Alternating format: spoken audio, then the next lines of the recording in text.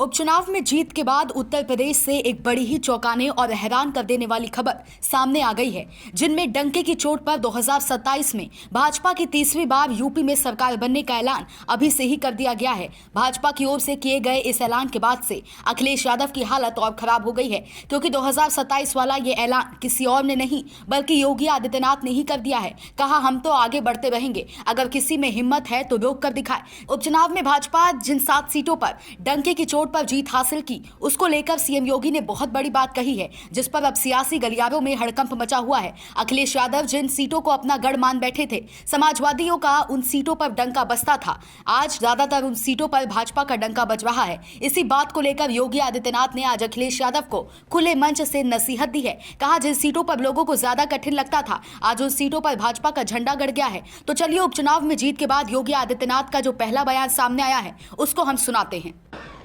बहनों और भाइयों, कहने की आवश्यकता नहीं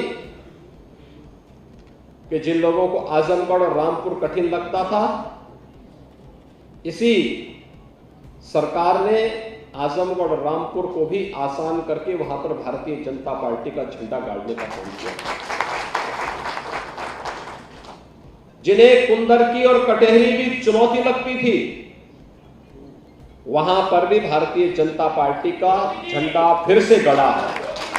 और मैं फिर इसी बात को कह रहा हूं कि चाहे वह मीरापुर हो, चाहे वह गाजियाबाद हो, चाहे वह खैर हो, चाहे वह कुंदरकी हो, चाहे वह कटहरी हो, चाहे वह फूलपुर हो, चाहे वह मझवा हो, ये सभी सीटें लोग अपना अपना विश्लेषण प्रस्तुत करते थे, लेकिन उन सब से अलग हट करके एक एक कार्यकर्ता की मेहनत, एक एक जो पदाधिकारी और मंत्रीगण वहां लगाए गए थे, उनकी प्रयास, उनके स्तर पर बैठ करके उन्होंने जो रणनीति वहां पर तय की, वह हम सबके सामने इस रूप में आई है।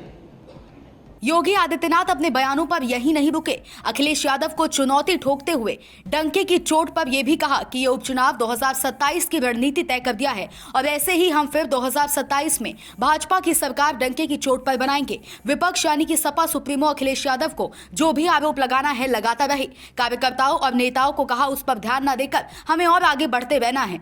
और मैं जब हमारे 7 नए विधायक एनडीए को यहां प्राप्त हुए हैं, उन सबसे भी यही कहूंगा, जनता की अपेक्षा और बेहतर तालमेल बना करके जब वह चलेंगे, तो मान के चलिए कि यह उपचुनाव 2027 के उत्तर प्रदेश विधानसभा चुनाव की शुरुआत है, जिसमें भारतीय जनता पार्टी एनडीए ने बढ़त प्राप्त करके पहले ही विपक्ष के मन में भय पैदा कर दिया है। अब वो सफाई ही देते रहेंगे, उनको सफाई देते रहना है, आरोप प्रत्यारोप लगाते रहेंगे। हमें उसकी परवाह के बगैर आगे बढ़ना है, आगे की इस लड़ाई को मजबूती के साथ आगे बढ़ाना है। Bureau report, Sam TV digital. Subscribe करें साम टीवी, क्योंकि हम आ गए हैं अब आपके बीच, दिखाएंगे सत्ता के वादों और अपराधियों के एक एक कारनामे की हकीकत। और हाँ, अगर आपके पास भी हो कोई ऐसी खबर, तो कमेंट करके हमें बताएं, क्योंकि बिना डर और दबाव के हम दिखाते हैं हर एक खबर डंके की चोट पर।